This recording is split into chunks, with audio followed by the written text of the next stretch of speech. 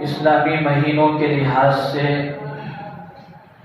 جس مہینے میں میں اور آپ اس وقت ہیں وہ اس سال 1444 ہجری کا 8واں مہینہ ماہ شعبان المعظم ہے۔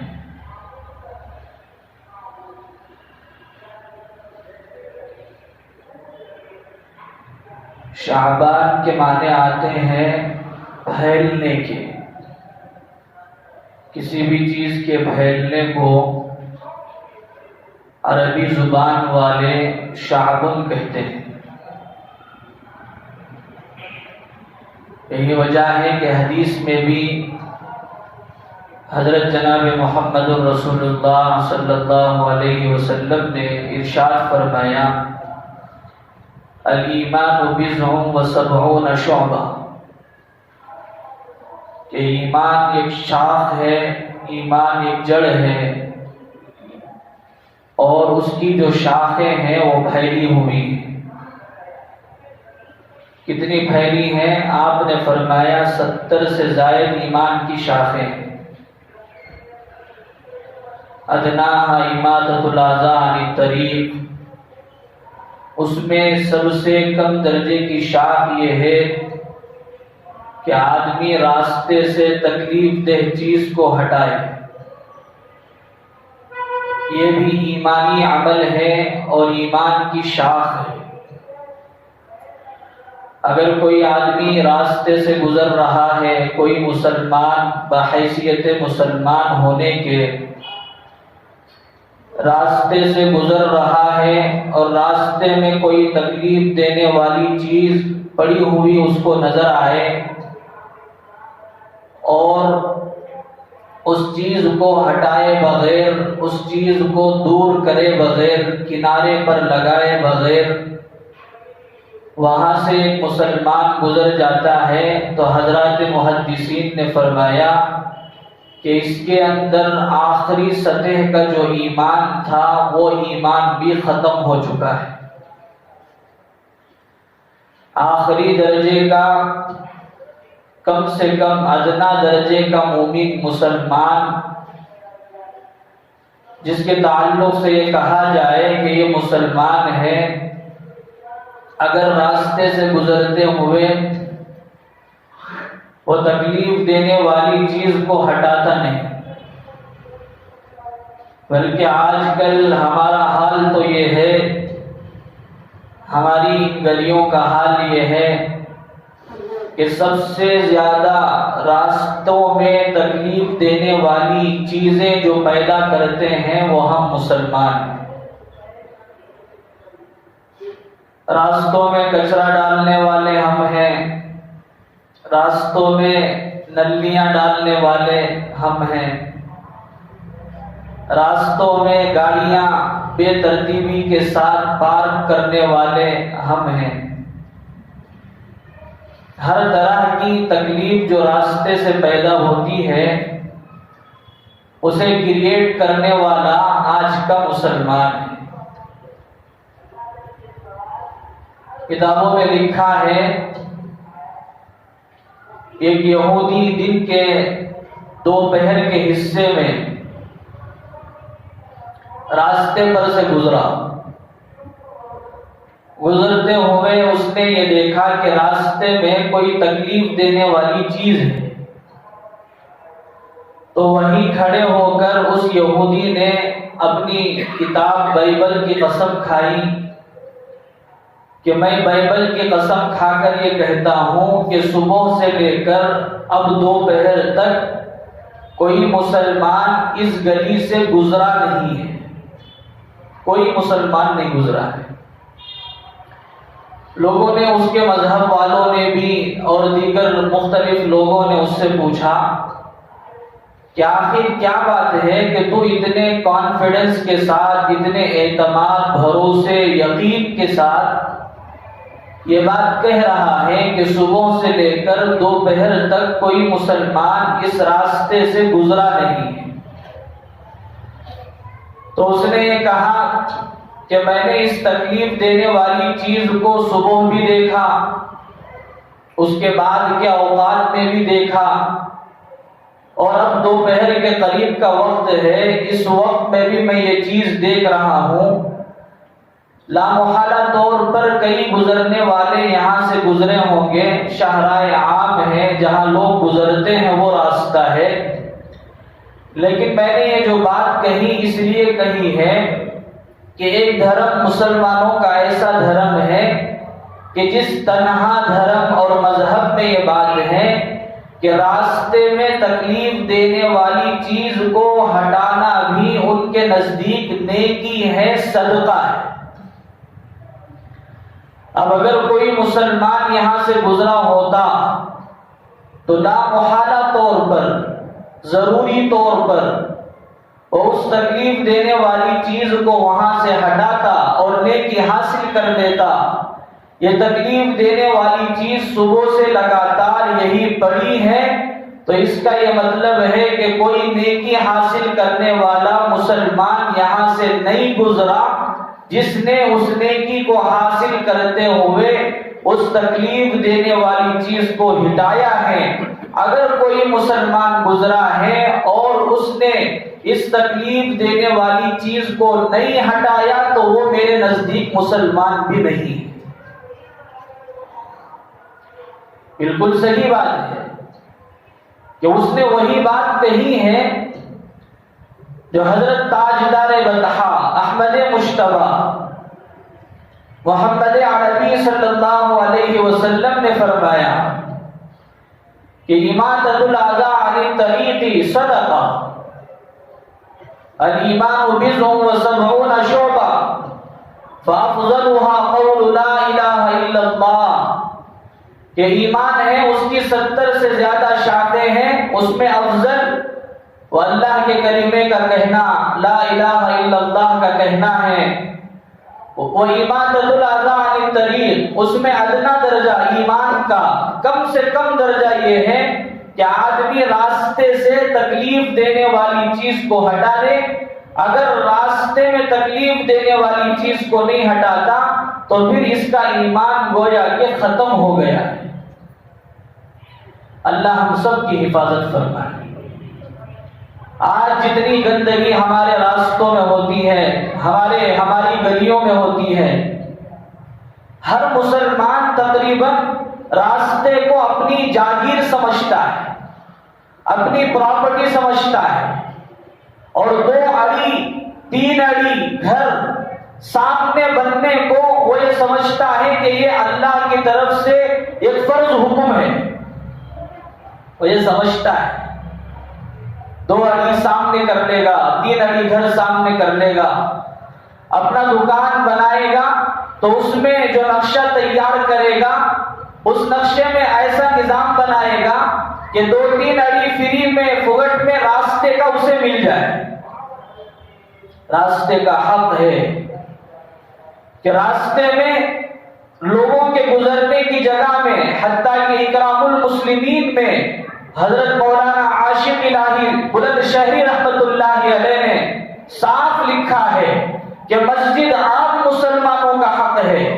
اس عام حق میں کوئی آدمی اگر پہلی صف میں بیٹھنے والا ہے، وہ آ کر پہلی صف میں اپنی مسواک کو، اپنی تسبیح کو، اپنی کرچیف کو، اپنے رومال کو یہ کہتے ہوئے کہ مجھے جا کر وضو بنانا ہے، استنجا سے فارغ ہونا ہے، اس وقت تک کوئی دوسرا آ کر اس جگہ پر نہ بیٹھ جائے، اپنا رومال، اپنی کرچیف اس جگہ پر ڈال کر اس جگہ کو نماز پڑھنے کے لیے فکس کرنا بھی حرام ہے۔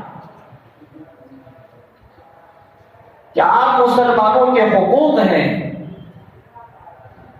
ہر کسی کا حق ہے، کوئی جگہ طے نہیں، جو پہلے آئے گا وہی اس کی جگہ ہے۔ اسی طرح عام انسانوں کا حق ہے کہ جس راستے پر ایک مسلمان بھی یا غیر مسلم بھی گزرتا ہے، اس راستے کا حق یہ ہے کہ وہ جتنا راستے کے لیے متعین ہے، روڈ کے لیے جگہ متعین ہے، اس پورے راستے کو، روڈ کو گزرنے والوں کے لیے چھوڑ دینا، اس میں ایک بالش ایک اینچ اپنی زمین میں شامل نہ کرنا، یہ ضروری ہے۔ اگر نہیں کرتا تو پھر گناہ کبیرہ کا مرتکب ہوگا۔ قیامت میں اللہ تعالیٰ اس کا حساب لیں گے کہ تو نے عام انسانوں کا حق کیسے ضائع کیا۔ تو درمیان میں یہ حدیث آ گئی، اس حدیث سے بس بات یہ بتانی تھی کہ اس حدیث میں اللہ کے پیغمبر جناب محمد الرسول اللہ صلی اللہ علیہ وسلم نے یہ بات ارشاد فرمائی کہ الایمان بضع و سبعون شعبہ، کہ ایمان کی 70 سے زیادہ شاخیں پھیلی ہوئی ہیں۔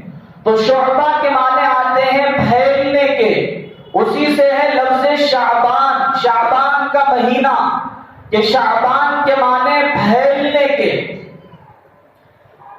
جب اس مہینے کا نام رکھا گیا، شعبان نام رکھے، اس موقع پر لوگوں کا حال دیکھا گیا کہ لوگ اپنے گھروں کو چھوڑ کر اطراف و اکناف علاقوں میں، قرب و جوار میں لوگ پھیل گئے۔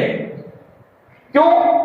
اس لیے کہ اس مہینے سے پہلے یہ ایک حرمت والا مہینہ ہے، رجب المرجب کا مہینہ ہے۔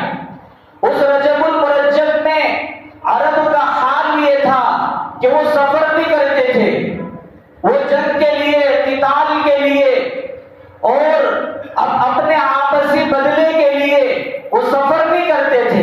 کیوں؟ اس لیے کہ محترم مہینہ ہے۔ تو اس محترم مہینے میں، ماہ رجب المرجب میں، سب کے سب مرد عورتیں اپنے گھروں میں رہتے تھے۔ جیسے ہی رجب کا مہینہ ہوتا، عرب اپنے قتال کے لیے، جنگوں کے لیے، سفروں کے لیے، بعض لوگ تجارتی اسفار کے لیے وہ دنیا کے مختلف حصوں میں پھیل جاتے تھے۔ تو پھیلنا چونکہ شعبان کے معنی میں ہے، اس لیے اس مہینے کا نام ہی رکھ دیا گیا کہ یہ مہینہ لوگوں کے پھیلنے کا شعبان مہینہ ہے۔ پھر اللہ تعالیٰ نے شریعت نازل فرمائی تو شریعت کی طرف سے اس میں اضافہ ہوا کہ یہ شعبان صرف تنہا شعبان نہیں رہے گا، بلکہ اس کا نام شعبان المعظم ہوگا۔ کس معنی کے لحاظ سے؟ اس معنی کے لحاظ سے کہ اس میں اللہ کی رحمتیں خوب پھیل جائیں گی۔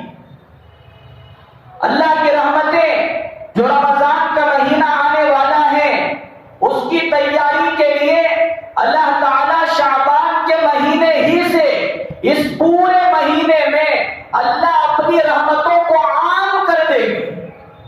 تو شعبان کا مہینہ، اس کا معنی شریعت کے اعتبار سے یہ ہوگا کہ وہ عظمتوں والا مہینہ جس میں اللہ کی رحمتیں خوب پھیلی ہوئی۔ ارے سمجھ میں آیا؟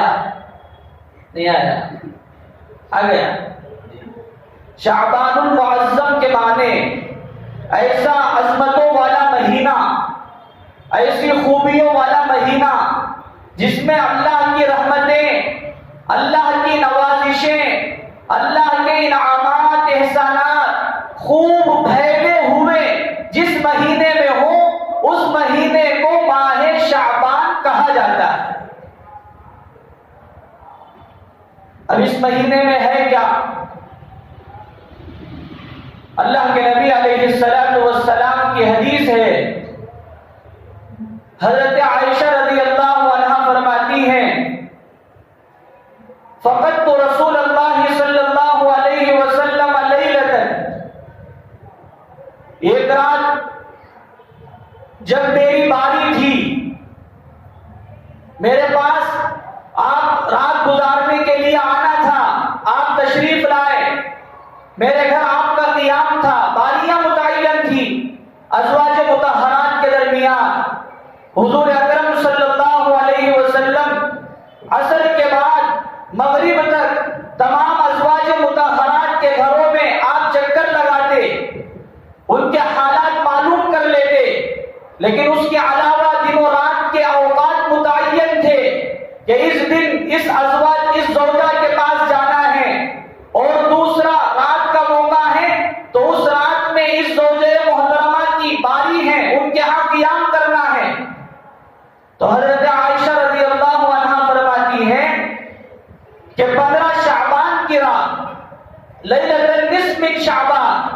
15 شعبان کی رات جبکہ میرے گھر آپ کا قیام تھا، آپ میرے گھر قیام کرنے کے لیے تشریف لانا تھا، آپ تشریف لائے، آپ نے قیام کیا، آرام کرتے ہوئے جب نیند لگ گئی، تھوڑی دیر کے بعد میں نے یہ محسوس کیا کہ میرے سرکار حضرت تاجدار بلخا احمد مشتبہ محمد عربی صلی اللہ علیہ وسلم اپنے بستر پر موجود نہیں ہیں۔ حضرت عائشہ رضی اللہ عنہا آپ کو تلاش کرتی کبھی اس مکان میں کبھی اس مکان میں، مکان کے اطراف و اکناف مدینہ المنورہ کی اس مسجد نبوی میں جہاں ازواج مطہرات کے کمرے گھر بنے ہوئے تھے، حجرے بنے ہوئے تھے، وہاں تلاش کرنے کے بعد وہاں جو باب السلام سے نکلنے کے بعد سیدھا سامنے جو لوگ گئے ہیں وہ جانتے ہیں کہ جنت البقیع ہے، قبرستان ہے مدینہ المنورہ کا۔ اس قبرستان میں پہنچی تو اللہ کے نبی علیہ السلام کو جنت البقیع میں آپ نے پایا، فَإِذَا هُوَ بِالْبَقِيعِ، تو آپ علیہ السلام جنت البقیع میں تھے۔ تو جیسے ہی حضرت عائشہ رضی اللہ عنہا کو حضور نے دیکھا تو حضور نے یہ پوچھا اَكُنْتِ تَخَافِينَ أَن يَحِيفَ اللَّهُ عَلَيْكِ وَرَسُولُهُ، عورت تو عورت ہے، صنف نازک ہے، اللہ نے کمزور اسے پیدا کیا ہے، لیکن کمزور ہونے کے باوجود اللہ کی عجیب قدرت ہے کہ بڑے سے بڑا پہلوان جو کسی سے دبتا نہیں وہ اپنی بیوی سے دب جاتا ہے۔ اللہ کی قدرت ہے، اللہ کا کرشمہ ہے کہ جو کسی کے آگے کھمتا نہیں وہ اپنی بیوی کے آگے کھم جاتا ہے۔ کتنا بڑا پہلوان کیوں نہ ہو، اسے عورت تھما لیتی ہے، اسے عورت اپنے کنٹرول میں کر لیتی ہے۔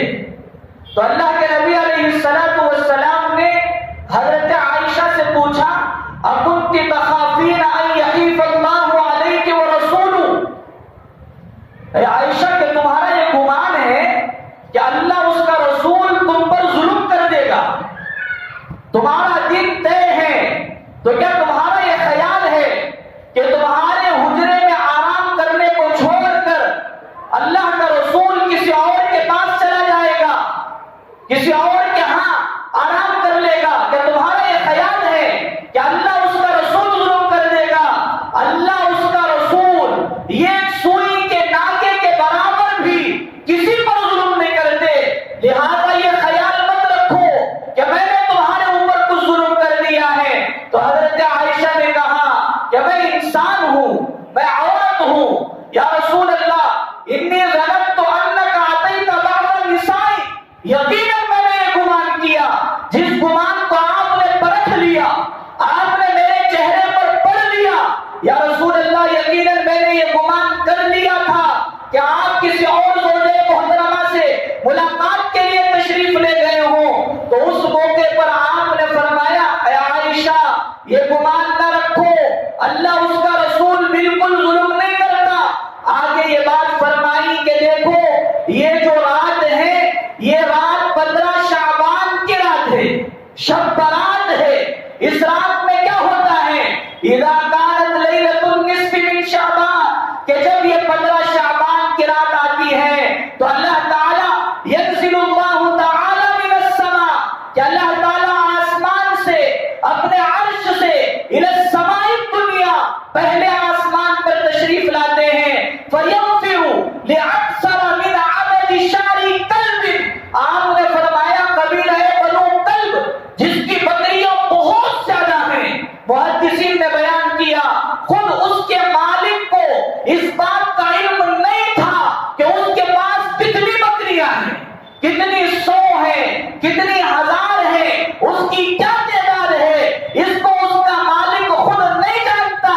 آپ نے فرمایا کہ قبیلہ بنو کلب کے اندر جتنی بکریاں ہیں اس کی تعداد بہت زیادہ ہے، بے حد و حساب ہے۔ تو آپ نے فرمایا کہ جب 15 شعبان کی رات آتی ہے، شب برات ہوتی ہے، اس موقع پر اللہ تعالی انسانوں میں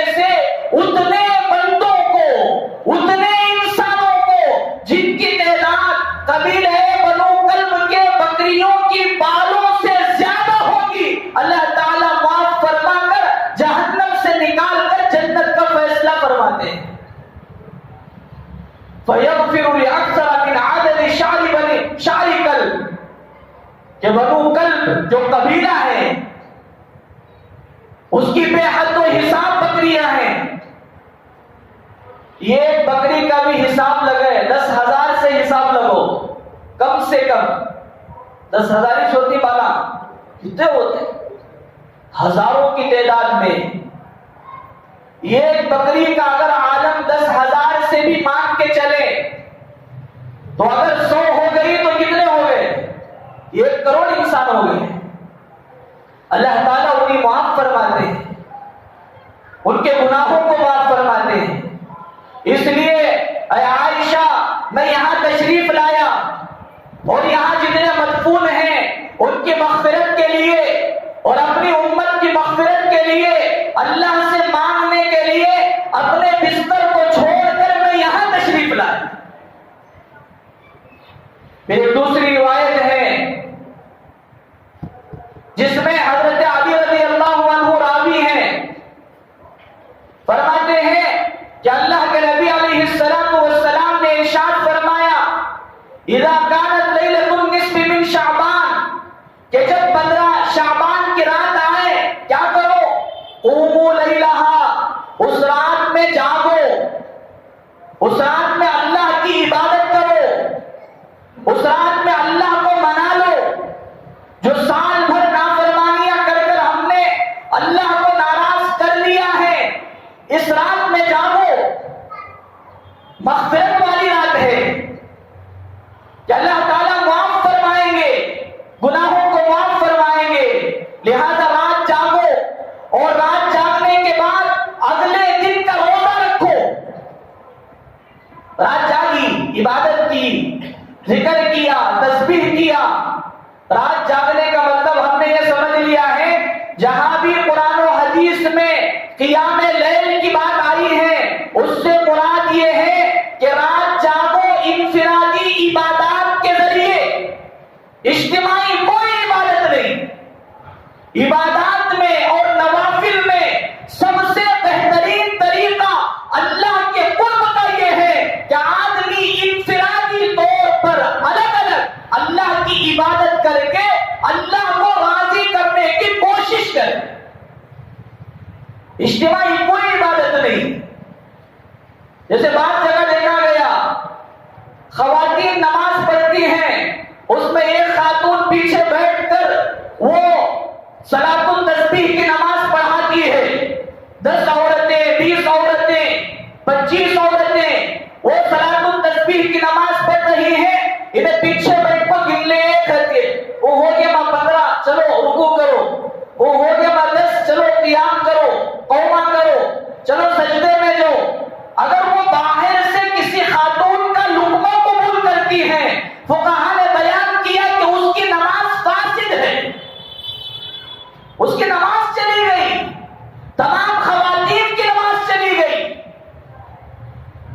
زہر مشروع نہیں ہے, وہاں تو سری طور پر کوئی عمل کیا جائے, انفرادی طور پر کوئی عمل کیا جائے. نہیں آتا جتنا معلوم ہے اتنا پڑھو, جو جانتے ہو اس پر عمل کرو. اب دیکھا دیکھی عورت جو عورتیں کرنے لگے تو مرد بھی کرنے لگے. بعض مسجدوں میں آ کر یہ کہا جاتا ہے امام صاحب ہم نے صلاۃ التسبیح پڑھا ڈالو زندگی میں ایک بار, تمہارا کیا ہے کہ ہمیں دیکھ لیتی, تمہیں کیا دیکھتی, ان کو بھی اللہ ہی دیکھنا, تم نہ بھی اللہ ہی دیکھنا. غلط طریقہ ہے, غلط بات ہے کہ جو چیز شریعت میں مشروع نہیں ہے اور شریعت میں جس کا حکم نہیں ہے, اپنی طرف سے ایجاد کر لینا, اپنی طرف سے شروع کر لینا. آپ نے صاف فرمایا من احدث فی امرنا ھذا ما لیس منہ فہو رد, جو ہماری شریعت میں اس چیز کا ایجاد کرے, شروع کرے جو ہماری شریعت کا حصہ نہیں ہے, اللہ اس کو اس کے منہ پر پھینک کر مار دیتے ہیں کہ اس کی کوئی ضرورت نہیں. کہ ہمارے احکام کو پورا کرو, اس کے لیے بہترین طریقہ ہمارے نبی کا ہے. اگر وہ طریقہ تجھے پسند نہیں ہے تو تیرا شروع کرنا طریقہ مجھے پسند نہیں. تجھے میرے نبی کا طریقہ پسند نہیں ہے تو تیری کیا ہے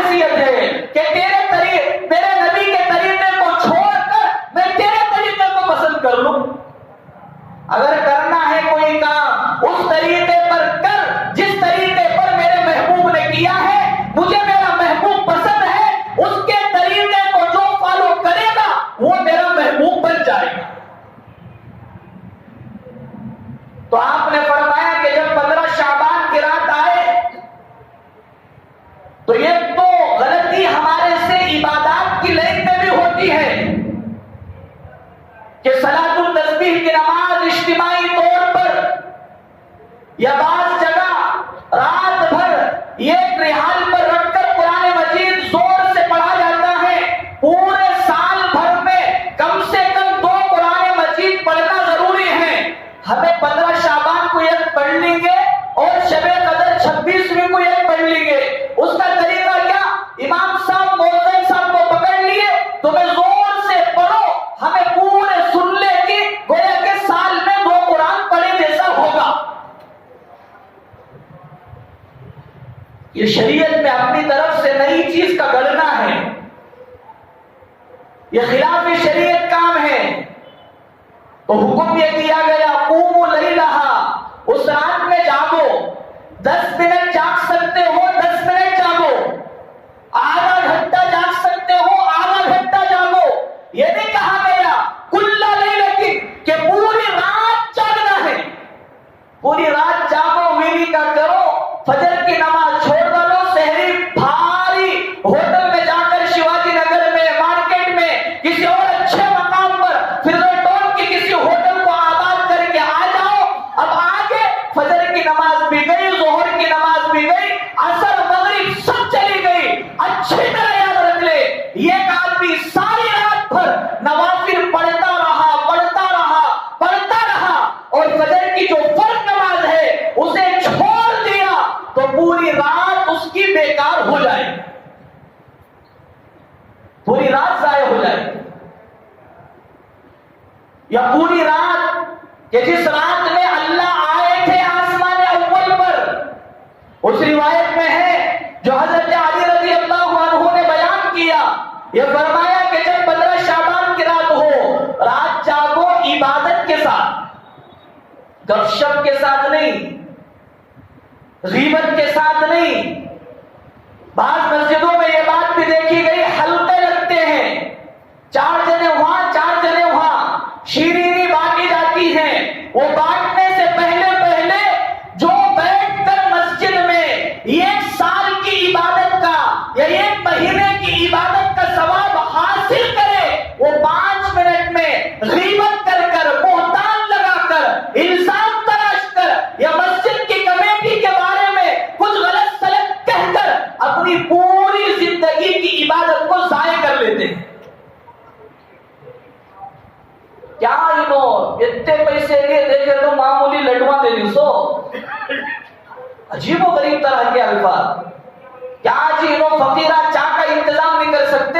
ارے تو کر, انہوں نہیں کرے تو کر لے, رات تجھے جاگنا ہے, تو کر, تو پی لے. تو یہ لوگوں کی غیبت میں لگانا اور بازاروں کو آباد کرنا اور راستوں میں دوسروں کو تکلیفیں دینا, چوراہوں کو آباد کرنا. پورے چوکا میں کون ہی مسلمان, اور اس کے لیے قانون بناؤ کہ 15 شعبان آئے, رات میں نئی کرفیو لگاؤ. عبادت کی رات اس لیے آئی تھی کہ غیر اللہ کا انکار کرنے والا نافرمان بندہ تمہارے خلاف یہ قانون بنا ہے. ارے بولو, کہ رات اس لیے آئی تھی کہ اللہ عرش سے آسمان اول پر اس لیے تشریف لائے کہ اپنے بندوں کو مصیبت میں مبتلا کرے. یہ سب ہم نے کریٹ کیا اور یہ ساری چیزیں ہم نے اپنی طرف سے شروع کی ہیں. تو اس حدیث میں آپ نے فرمایا قوموا لیلہا, جتنی عبادت کر سکتے ہو, کوئی ضروری نہیں کہ پوری رات عبادت کرو. 10 منٹ اگر 2 آنسو کے ذریعے تم نے اللہ کو راضی کر لیا, گڑ گڑا کر مانگ لیا, ایک آنسو کا ندامت کا قطرہ آدمی کی پوری جہنم کی آگ کو بجھانے کے لیے کافی ہے. کر لو, ختم, جا کر سو جاؤ. یہ جو بات کہی ہے کہ پوری رات جاگنا، کوئی ضروری نہیں، جتنا حصہ جاگ سکتے ہو اطمینان کے ساتھ، عافیت کے ساتھ، اپنے اوپر ظلم نہ کرتے ہوئے۔ نیند آئی، جاگ ایک چائے پی لے کے آیا، پھر نیند آئی، پھر جاگ پی لے کے آیا، پھر گیا، پھر آیا، رات میں 20-25 چائے پی لیا، اب رمضان تک سفرے کی بیماری میں مبتلا ہو گیا، جس کے نتیجے میں رمضان کے 4-5 روزے چھوڑ دیا، تو اس سے بڑا نادان کون ہوگا کہ نفلی عبادت پر عمل کرنے کے لیے تو نے فرض کا جنازہ نکال دیا۔ تو شریعت نے جتنے حکم پر عمل کرنے کو کہا ہے اسی حساب سے اس کے دائرے میں رہ کر عمل کیا جائے تو آدمی کے لیے عافیت ہے، سہولت ہے۔ اور قبرستان ہر سال جانا ضروری نہیں۔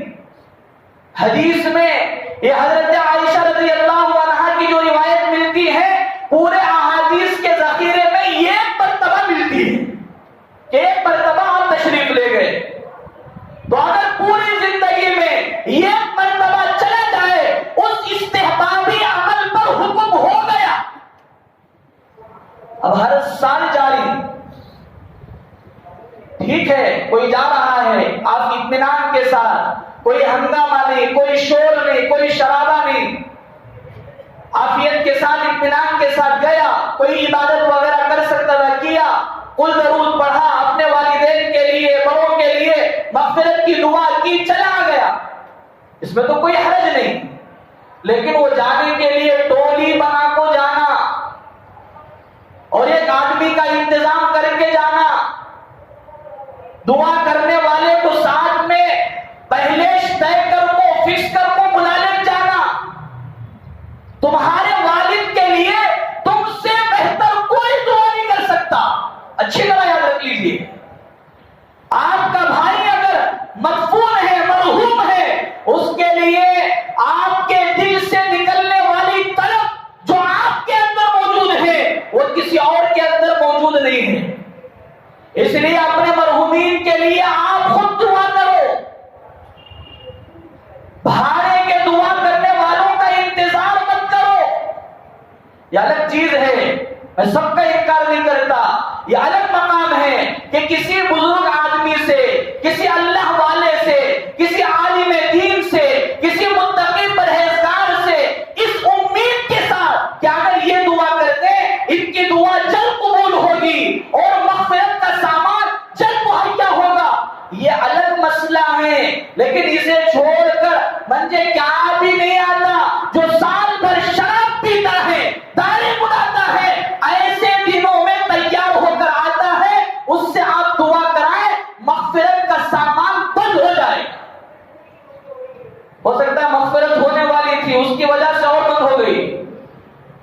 اس لیے بچیں، معلوم کریں رہزن کون ہے، رہبر کون ہے۔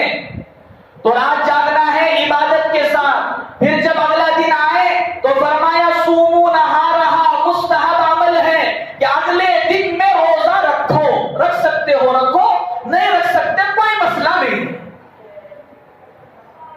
اتنے فونا کرتی، رمضان کے روزے کے واسطے اتنے فونا نہیں کرتے، مفتی صاحبہ کو، مولوی صاحبہ کو، یہ 15 شعبان کے روزے کو اتنے فونا آ جاتی، ایک تو ایک کی چکنا، وہ تو 30، یہ کرتا کو چھٹی کر لیں گے۔ تو یہ روزہ ہے، مستحب ہے۔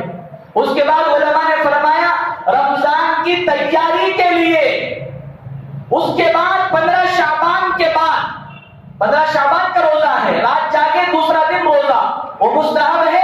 اس کے بعد روزہ رکھنا اس طریقے پر کہ اگر کمزوری آ سکتی ہے اور فرض روزوں میں کمی آ سکتی ہے، ضعف پیدا ہو سکتا ہے، تو ایسے شخص کا روزہ رکھنا مکروہ ہے 15 شعبان کے گزر جانے کے بعد۔ پھر آگے اس حدیث میں آپ نے فرمایا کہ جب یہ رات ہوتی ہے اللہ تعالیٰ عرش سے، اپنے اس مقام سے، مخصوص مقام سے، کما یلیق بشانہ، اللہ ہی بہتر جانتے ہیں کہ اس کا کیا مقام ہے، اس کی کیا حیت ہے، اس کی کیا شان ہے۔ اللہ تعالیٰ آسمان اول پر پہلے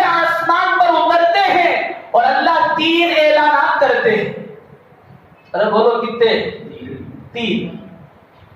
پہلا اعلان اللہ فرماتے ہیں الا من مستغفر فاغفر لہ، ہے کوئی ریاض الجنہ کی گلیوں کا انسان کہ وہ مجھ سے مغفرت طلب کرے میں اس کی مغفرت کروں؟ ہے کوئی بخشش چاہنے والا، ہے کوئی گنہگار انسان جس نے گناہ کیا، جس نے مجھے ناراض کیا، میری نافرمانی کی، اسے چاہیے کہ وہ مجھ سے بخشش طلب کرے؟ آج میں بخشش کرنے کے لیے آیا ہوں۔ ہمیں بخشش چاہے بغیر مر لے پھرتی، یہ بخشش ہوگی تو بس اندر کی۔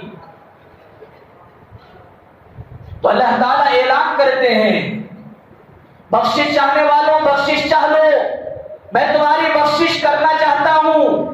اور پھر دوسرا اعلان فرماتے ہیں الا من مسترزق، خطیب صاحب کو لکھ کر بھیجنے والے، فلاں صاحب کو بولنے والے کہ بالکل روزی کا مسئلہ حل نہیں ہو رہا ہے، کوئی تعویذ دے دو، کوئی دم کر دو، کوئی دعا کر دو۔ آج اللہ پہلے آسمان پر آئے ہیں اور آ کر تجھ سے پوچھ رہے ہیں کہ تیری روزی کا کوئی مسئلہ ہے، مجھ سے کہہ، میں تیری روزی کا مسئلہ حل کروں گا۔ الا من مسترزق ارزق لہ، ہے کوئی روزی چاہنے والا، ہے کوئی قرض دار، ہے کوئی بزنس کے مسائل میں پھنس جانے والا کہ جہاں ہاتھ ڈالا، پہلے ایک عالم یہ تھا کہ مٹی پر ہاتھ ڈالتا تھا سونا ہو جاتا تھا، آج سونے کو بھی چھیتا ہے تو وہ مٹی بن جا رہا ہے۔ یہ دنیا کے انسانوں کو مت سناؤ، اللہ کو سناؤ۔ اللہ آج سننے کے لیے آئے ہیں۔ اللہ پوچھ رہے تم سے اعلیٰ ہے کوئی رزق چاہنے والا کہ اسے رزق دوں؟ سال بھر کے فیصلے ہوتے ہیں، فیہا یفرق کل امر حکیم۔ علماء نے ان ساری احادیث کے ذخیرے میں سے 2 باتیں نکالی، یہ کہا کہ یہ رات 2 چیزوں کی ہے، ایک فضل والی رات ہے اور دوسری فیصلے والی رات ہے، کہ یہ رات فیصلہ ہوگا۔ ایک سوال یہ ہوتا ہے کہ حدیث میں تو یہ کہا گیا کہ انسان کے پیدا ہونے سے 50,000 سال پہلے اللہ نے اس کی تقدیر کو لکھ کر فارغ ہو گیا، تو علماء نے بیان کیا اللہ نے جو تقدیر لکھی ہے اس کی 2 قسمیں ہیں، ایک تقدیر مبرم اٹل فیصلے والی تقدیر، اس میں رتی برابر تبدیلی نہیں ہو سکتی، لیکن ایک تقدیر وہ ہے جو معلق ہے، لٹکی ہوئی ہے، بندہ اللہ سے مانگتا ہے یہ ہونا تھا اللہ یہ کر دیتے ہیں، اسے تقدیر معلق کہتے ہیں۔ لٹکی ہوئی تقدیر، آدمی نے دعا کی، اللہ سے مانگی، گنہگار ہونا تھا، اللہ تعالیٰ اس کی دعا کو قبول کر کے اسے نیکوکار لکھ دیتے ہیں۔ اور پھر وہ تقدیر فرشتوں کے حوالے ہوتی ہے۔ اور پھر حدیث اللہ تعالیٰ نے خود قرآن میں فرمایا، حضرت اکرمہ اور بھی دیگر مشہور مفسرین کی جماعت کا یہ کہنا ہے کہ قرآن مجید کے متعلق یہ جو آیت ہے کہ حامیم والکتاب المبین انا انزلناہ فی لیلۃ مبارکہ انا کنا منذرین، کہ قسم ہے واضح قرآن کی، ہم نے اس قرآن مجید کو شب برات میں نازل کیا۔ کس میں نازل کیا؟ کیا شب قدر آئی تو وہاں بولتی انا انزلناہ فی لیلۃ القدر کر کو، یہاں دیکھے تو شب برات بول رہی۔ تو علماء نے 3 باتیں بیان کی کہ قرآن کے نازل ہونے کا ایک فیصلہ، قرآن کے نازل ہونے کی شروعات اور قرآن کے مکمل ہونے کا زمانہ، یہ 3 الگ الگ چیزیں ہیں۔ یہ قرآن کے نازل کرنے کا فیصلہ جو اللہ نے فرمایا وہ شب برات میں کیا، اور قرآن کے نازل کرنے کی شروعات جو اللہ نے کی وہ شب قدر میں کی، اور قرآن کے نازل ہونے کو اللہ نے جو مکمل کیا وہ 20 پر 3 سال میں اللہ نے کیا۔ یہ 3 الگ الگ چیزیں۔ تو اللہ تعالیٰ اس رات میں نازل ہو کر آسمان اول سے مسئلہ ہیں وہ ہم سے کہے، ہم سے مطالبہ کرے، ہم سے دعا کرے، ہم اس کے روزے کی روزی کے مسئلے کو حل کریں گے۔ الا مبتلا فعافیہ، ہے کوئی مصیبت زدہ کہ مصیبت میں ہے، تکلیف میں ہے، پریشانی میں ہے، کسی کو سنائے، کوئی سننے کے لیے تیار نہیں۔ جس رب نے اس تکلیف کو پیدا کیا ہے اس رب کو سناؤ، وہی رب اس تکلیف کو دور کرے گا۔ تو اس رات میں اللہ کو سنائے، سب سنائیں گے انشاءاللہ۔ ارے بولو کون کون سناتی؟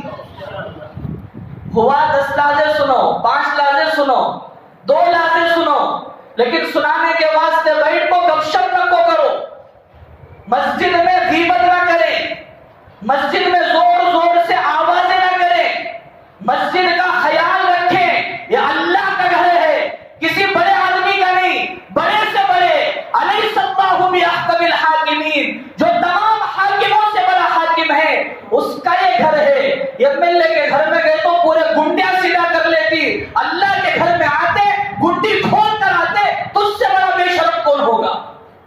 یہ اللہ کا گھر ہے، یہاں عاجزی سے آؤ، یہاں تواضع کے ساتھ آؤ، ہونا کہ آدمی جھک جائے، آدمی کی کمر جھکی رہے، سینہ تان کر نہیں، یہاں آئے آواز پست ہو جائے، اس لیے کہ مسجد میں اگر کوئی زور سے بات کرتا ہے فرشتہ کہتا ہے اس کو یا عبداللہ، اے اللہ کے بندے خاموش ہو جا، پھر بات کرتا، پہلے کہتا ہے اس کو یا ولی اللہ، تو اللہ کے گھر میں آیا۔ کئی بندے ایسے تھے جو اللہ کے گھر میں آنے سے محروم تھے، ایسا لگتا ہے کہ تو آیا ہے، اللہ نے تیرے اوپر نظر رحم کیا ہے تو اللہ کا ولی ہے، اے اللہ کے ولی خاموش ہو جا، پھر بات کرتا ہے، فرشتہ کہتا ہے اس کو یا عبداللہ، اے اللہ کے بندے خاموش ہو جا، پھر تیسری مرتبہ بھی بات کرتا ہے تو فرشتہ کہتا ہے اس کو یا عدو اللہ، اے اللہ کے دشمن اب تو خاموش ہو جا۔ تو اس لیے جتنی عبادت مسجد میں ہو رہی ہے مسجد میں کر لیں، گھر میں کر رہے ہیں بہت اچھی بات ہے۔ انفرادی عبادت کے لیے گھر سے بہتر کوئی جگہ نہیں۔ انفرادی عبادت، نفلی عبادت کے لیے شریعت نے یہ کہا کہ اپنے گھروں میں کرو، اپنی بیوی بچوں کے ساتھ رہ کر کرو، ان کو ترغیب ہوگی، عورتوں کو ترغیب ہوگی، بچوں کو ترغیب ہوگی، اس لیے کرے۔ اور انشاءاللہ ہمارے اس پورے علاقے میں انشاءاللہ ثم انشاءاللہ کوئی ایک آدمی بھی باہر نہیں جائے گا انشاءاللہ۔ ارے بولو، نہیں بول رہی، پہلے ارادہ کر لی، رات سے 11 سے 12 تک شیواجی نگر، 12 سے 2 تک مارکیٹ، پھر 2 سے 4 تک مجسٹک، ایسا وقت طے کر لیا رہتی نوجوان۔ تو سب نوجوانوں بولو انشاءاللہ، کہاں بھی نہیں جاتے انشاءاللہ، اپنے مسجد میں یا اپنے گھر میں رہ کر اللہ کی عبادت کریں گے، اللہ سے مغفرت چاہیں گے، اللہ سے روزی چاہیں گے، اپنی مصیبتیں، اپنے دکھڑے، اپنی پریشانیاں اللہ کو سنا کر تمام چیزوں کو حل کریں گے۔ اس کے باوجود حدیث میں آپ نے فرمایا ایسی فضیلت، ایسی عظمت والی رات میں بھی جس میں اللہ تعالیٰ قبیلہ بنو کلب کے بکریوں کے بالوں کے برابر اس سے زائد لوگوں کی اللہ مغفرت کرتے ہیں، 10 ایسے لوگ بھی ہیں جن کی اس رات میں بھی مغفرت نہیں ہوتی، ایسی رات میں بھی نہیں ہوتی، شب قدر میں بھی نہیں ہوتی، کب بھی نہیں ہوتی۔ آپ نے فرمایا پہلا شخص وہ ہے جو مشرک ہے، اللہ کے ساتھ کسی کو شریک کرنے والا ہے، دوسرا قطع رحمی کرنے والا، رشتہ داری کو توڑنے والا، کہ جو رشتہ داری تھی اسے توڑنے والا ہے، اللہ تعالیٰ اس کی بھی مغفرت نہیں کرتے، پھپھو سے نہیں ہوتا، تائمہ سے نہیں ہوتا، الگ الگ ذرہ بچہ بھی تیری پھپھو کرا لیے، کیا کرے نہیں کا انہیں، تو سب سے بڑا کرنے والا، 5-5 سال 10-10 سال گزر گئے، مسجد کا رخ نہیں کیا، تجھ سے بڑا منحوس کون ہوگا؟ سب سے بڑی نحوست تیرے اندر خود ہے، تو دیکھیں دوسرے کو بولتا ہے۔ تو اس لیے اپنی نحوست کو ختم کریں، قطع تعلقی کو ختم کر کے صلہ رحمی کریں۔ آپ نے فرمایا یہ رشتہ داری اللہ کے عرش کو جھنجھوڑتے ہوئے کہتی ہے الا من وصلنی وصلہ اللہ، اے اللہ جس نے مجھے جوڑا تو اسے جوڑ دے، الا من قطعنی قطعہ اللہ، اے اللہ جس نے مجھے توڑا تو اسے توڑ دے۔ کیا مطلب؟ جس نے مجھے جوڑا تو اسے جنت سے جوڑ دے، اور جس نے مجھے توڑا تو اسے جنت سے توڑ کر جہنم میں ڈال دے۔ اس لیے رشتہ داری توڑنا. رشتہ داری توڑنے والا وہ بھی اس رات میں اس کی بھی مغفرت نہیں ہوتی. کینہ رکھنے والا اپنے دل کے اندر کینہ بغض ہمیشہ جلن کیا رہا تو بھی جلتے رہتا ہے, انہیں ہمیشہ جلنے کی آگ میں جلنا سو, اس کی کبھی ترقی نہیں ہوتی. وَلَيْسَ رَئِيسُ الْقَوْمِ مَن يَحْمِلُ الْحِقْدَ, جو قوم کا سردار ذمہ دار ہوتا ہے, بڑا ہوتا ہے گھر کا, وہ کسی کے متعلق کینہ نہیں رکھتا. جس سینے میں ہو کینہ وہ سینہ نہیں اچھا. جس سینے میں کینہ ہو جائے وہ سینہ اللہ کے نزدیک پسند نہیں ہے. اس لیے اپنے دل کو پاک رکھنا, صاف رکھنا. قلب عبداللہ بیت اللہ, اللہ بندے کا دل اللہ کا گھر ہے. اپنے گندے گھر میں ہم مہمانوں کو نہیں بلاتے, اپنے گندے دل میں اللہ کو کیسے بلا سکتے ہیں؟ اللہ کہیں بھی سماتے. اگر اللہ سما سکتے ہیں تو بندے کے دل میں, لیکن اگر یہ دل گندا ہے اس دل سے اللہ نکل جاتے ہیں, رخصت ہو جاتے ہیں, اللہ نہیں آتے اس دل میں. اس لیے کینہ میں رکھنا. کسی کو قتل کر دیا ہے, قاتل ہے, اس کی بھی مغفرت نہیں ہوتی, اللہ حفاظت فرمائے. اسی طرح والدین کا نافرمان ہے, والدین کی نافرمانی کرتا چلا آ رہا ہے, خالی گالیاں دیتا ہے, کیا بھی ان کی سنتا نہیں, نافرمان ہے, اللہ تعالیٰ اس کی بھی دعا قبول نہیں کرتے. اسی طرح شراب کا عادی ہے. شراب میں علماء نے یہ کہا, فقہا نے مزید بیان کیا کہ نشے کی جتنی چیزیں ہیں وہ تمام اس میں داخل ہیں. نشے کا عادی ہے, ہیروئن لے رہا ہے, پتہ نہیں کیا کیا لے رہا ہے, وہ سگریٹ میں بھی ڈالنے کو لے رہا ہے. نشہ عجیب و غریب طرح کا, اللہ حفاظت فرمائے. تو نشہ کرنے والا, شراب پینے والا یا ڈرگس وغیرہ لینے والا ہے, اللہ تعالیٰ اس کی دعا بھی اس رات کو قبول نہیں کرتے. اسی طرح کوئی زناکار ہے, اللہ حفاظت فرمائے, اس کی بھی دعا قبول نہیں کرتے. خودکشی کرنے والا, کوئی خودکشی کرنے کا جذبہ رکھتا ہے, سمجھتا ہے کہ خودکشی جائز ہے, یہ پورے مسئلے اتنے آگے صرف اب خودکشی کرنے کا جذبہ ہے, نہیں تو رمضان کے بعد کر لیجئے, کیا تو بھی ایک فیصلہ دل میں پال رہا ہے. تو ایسا اگر آدمی ہے اللہ تعالیٰ اس کی دعا کو بھی قبول نہیں کرتے. اسی طرح کوئی جادوگر ہے, یا جو جادوگر کے پاس جادو کرانے کے لیے جاتا ہے, اس کے اوپر کردہ لو, کالا پھرا لو, نیمبو پھرا لو, فلا فلا فلا فلا اللہ بلا, اس کی بھی دعا اللہ قبول نہیں کرتے. اسی طرح ایک یہ نمبر 10 پر یہ ہے کہ جو مرد بنا, جو مرد اپنے پیجامے کو ٹخنے سے نیچے لٹکاتا ہے, ٹخنا کو تو سمجھتی نہیں, پاؤں میں وہ نیچے دو طرف بھی ہڈی آتی ہے, ابری ہوئی ہڈی, اس سے نیچے لٹکاتا ہے, تو اللہ تعالیٰ اس کی بھی دعا اس رات میں قبول نہیں کرتے. اس لیے دعا فرمائے اللہ تعالیٰ ان گناہوں سے بچنے کی توفیق عطا فرمائے. اگر ان غلطیوں میں ہم ملوث سے مبتلا ہیں, اس سے پہلے توبہ کر لینے کی اللہ ہم سب کو توفیق عطا فرمائے. لیکن یہ بات الگ ہے کہ ہم معافی مانگے, تلافی کر لیں, قطع رحمی ہے صلہ رحمی کر لیں, بیٹھے بیٹھے روم میں ایک میسج بنائے, ان کی ناراض سے یہ تھے, ان کو میسج بنا کر لکھ کر بھیج دیا, 15 شعبان سے پہلے معاف کرا لو, یہ معافی ملتی نہیں. 15 شعبان سے پہلے میں کسی ستیوں کی معاف کر دو. حضرت مفتی عبدالرؤوف صاحب رحمۃ اللہ علیہ نے لکھا ہے, اللہ کے ہاں گناہوں کے معاف ہونے کے لیے وہی راستہ ہے جو گناہوں کے حاصل کرنے کا راستہ. کیا مطلب؟ جن راستوں سے گناہ ہوا ہے ان راستوں کو ختم کیا جائے, ان راستوں کو ختم کیا جائے. مثال کے طور پر کسی کا حق مارا تھا, وہ گناہ معاف ہونے کے لیے ضروری ہے کہ اس کے حق کو ادا کیا جائے. کسی کو گالی دی تھی جس کی وجہ سے وہ ناراض ہے, اسے پیار محبت کے 2 جملے کہہ کر اپنے فیور میں کر لیا جائے. سب کریں گے انشاءاللہ. اللہ ہم سب کو عمل کے توفیق عطا